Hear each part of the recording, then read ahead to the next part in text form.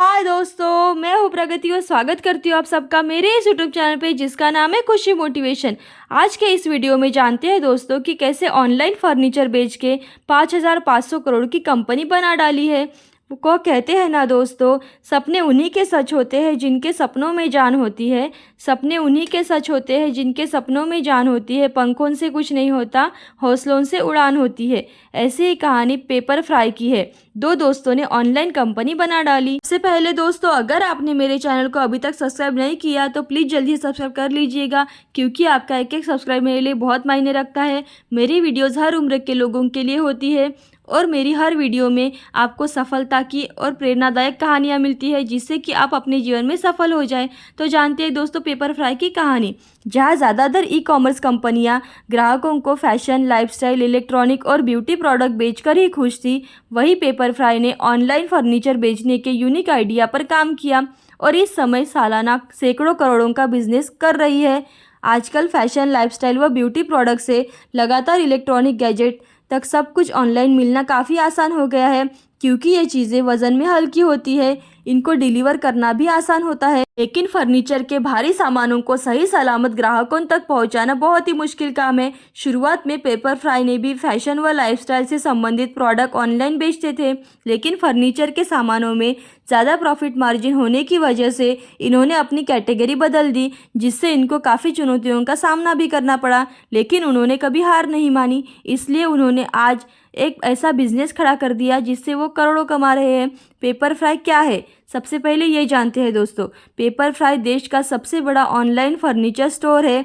यहाँ आपको ब्रांडेड कंपनियों के फर्नीचर के साथ साथ सोफ़ा, कॉपी, किताबें, जूता, चप्पल, कपड़े रखने वाली अलमारी, शीशा, घड़ी, photo frame, canvas, painting, electric light इत्यादि घरों की सजावट का सारा सामान देखने को मिलता है। पेपर फ्राई की पहुंच देश के 500 से ज़्यादा शहरों में है। इन्होंने 40 से ज़्यादा पेपर फ्राई स्टूडियो भी स्थापित किए हैं, जहां इनके फर्नीचर्स को अच्छे से देखकर इनका अनुभव भी लिया जा सकता है। इनके ऑनलाइन स्टोर पर 1.2 लाख से भी ज़्यादा प्रोडक्ट उपस्थित है तथा 60 लाख से ज़्यादा रजिस्टर्ड यूज़र्स हैं। ये हर 15 सेकंड में कम से कम एक प्रोडक्ट बेच देते हैं। इस ज़रूरत को पूरा करने के लिए देश भर में 17 पूर्ति केंद्र है। ये अपने प्रोडक्ट ऑनलाइन व ऑफलाइन दोनों तरीके से बेचते हैं, जिससे पेपर फ्राई ग्राहकों के बीच एक भरोसेमंद फर्नीचर ब्रांड बन चुका है। अब जानते हैं दोस्तों पेपर फ्राई के फाउंडर कौन है। अमरीश मूर्ति और आशीष शाह पेपर फ्राई के फाउंडर है। 2011 में इन दोनों दोस्तों ने मिलकर ही कंपनी की शुरुआत की थी। अमरीश मूर्ति को फाउंडर और सीईओ है। आशीष शाह को फाउंडर और सीईओ है। संजय नेत्रबाई चीफ टेक्नोलॉजी ऑफिसर है। कश्यप वडापल्ली चीफ मार्केटिंग ऑफिसर है। सबसे पहले जानते हैं दोस्तों अमरीश मूर्ति के बारे में। अमरीश मूर्ति पेपरफ्राई.com के को फाउंडर और सीईओ है। अमरीश ने आईआईएम कलकत्ता से एमबीए ग्रेजुएशन पूरा किया है। इन्होंने कैडबरी, ब्रिटानिया व आईसीआईसीआई जैसी बड़ी कंपनियों के साथ काम किया हुआ है। Amrish e commerce company E by India, Philippines और मलेशिया की कंट्री मैनेजर भी रह चुके हैं।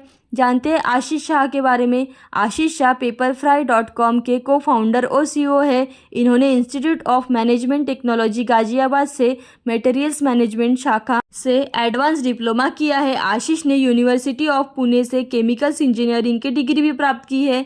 आशीष ने अपने करियर की शुरुआत 1998 में ट्रेडबॉक्स पिगमेंट और केमिकल्स के ब्रांच सेल्स मैनेजर के तौर पर की हुई थी। इसके बाद इन्होंने केमबी.com India, C1 India private limited और बाजी.com के लिए भी काम किया। अंत में इन्होंने ई बाय के लिए 9 साल तक काम किया। ई बाय से अनुभव प्राप्त करके 2011 में इन्होंने अमरीश के साथ मिलकर पेपरफ्राई.com की शुरुआत की। अब जानते हैं दोस्तों पेपर फ्राई की शुरुआत कैसे हुई। 2011 में अमरीश मूर्ति और आशीष शाह नीरेन शाह के नमरीन पॉइंट में ऑफिस के दोपहर के खाने के लिए मिले थे। उस समय अमरीश ई बाय इंडिया के कंट्री मैनेजर थे तथा आशीष ई बाय मोटर्स और सोशल शॉपिंग के बिजनेस हेड थे।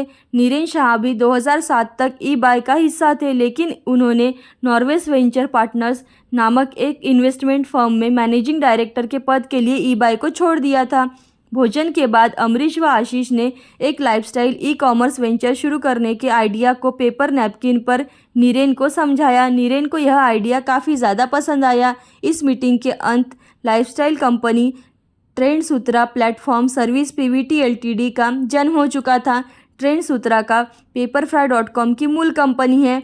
अमरीश व आशीष जानते थे कि भारत में लाइफस्टाइल प्रोडक्ट का मार्केट बहुत बड़ा है, जिसके अंतर्गत काफ़ी कैटेगरी को जोड़ा जा सकता है, लेकिन लाइफस्टाइल प्रोडक्ट केवल ऑफलाइन मार्केट तक ही सीमित है।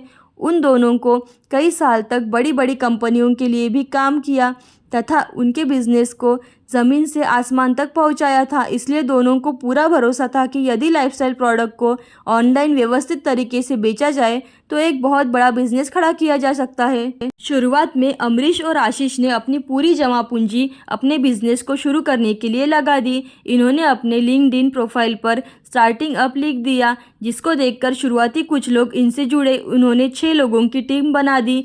दोनों ने अपने पूरे जीवन की कमाई व जमा पूंजी को इस स्टार्टअप में लगा दिया और लगभग 25 लोगों की टीम बना डाली। कंपनी और टीम तो बना ली, पर ना ब्रांड का नाम था और ना ही इनका ऑफिस था। 2011 में जून के अगस्त तक सभी कर्मचारियों को सैलरी देने के बाद कंपनी के खाते में केवल 10 लाख रुपए की सेविंग बची थी।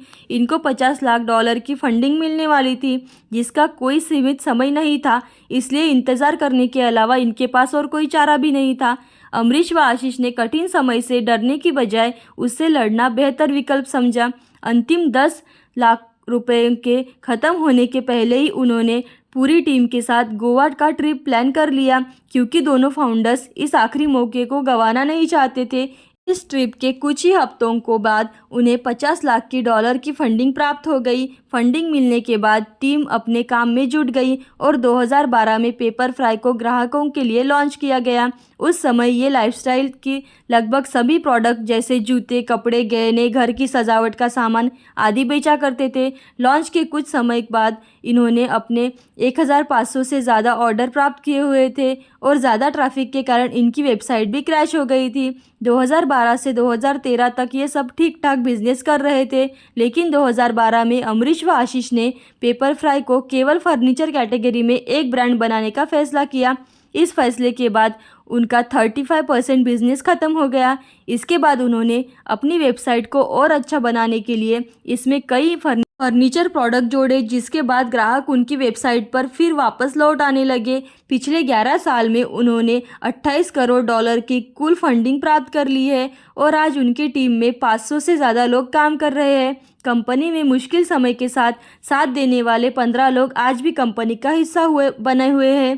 पेपरफ्राई अब वेयरहाउस व छोटे व्यापारियों की मदद से रोजाना देश भर में अपने फर्नीचर व उनसे जुड़े प्रोडक्ट बेच रहा है तथा ग्राहक भी उनकी सर्विस से काफ़ी संतुष्ट है।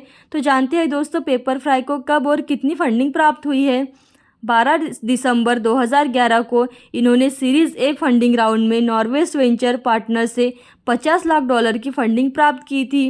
नवंबर 2021 तक पेपरफ्राई ने लगभग $28 करोड़ की फंडिंग प्राप्त कर ली। 2015 में इन्होंने सीरीज़ डी फंडिंग राउंड में 600 करोड़ की फंडिंग प्राप्त की थी। 2016 में इन्होंने ई फंडिंग राउंड में 210 करोड़ की फंडिंग प्राप्त की थी।